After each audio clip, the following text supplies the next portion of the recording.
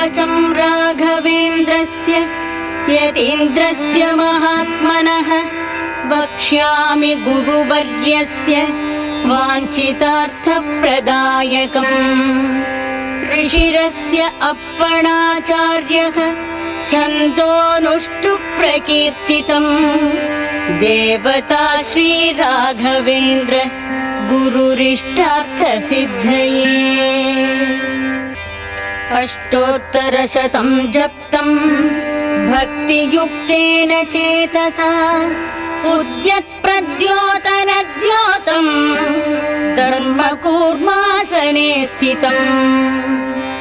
गत्यगत्योतनत्योत प्रतापं राममानसम् धृतकाषाय वसनं तुलसीहारवक्षसम्।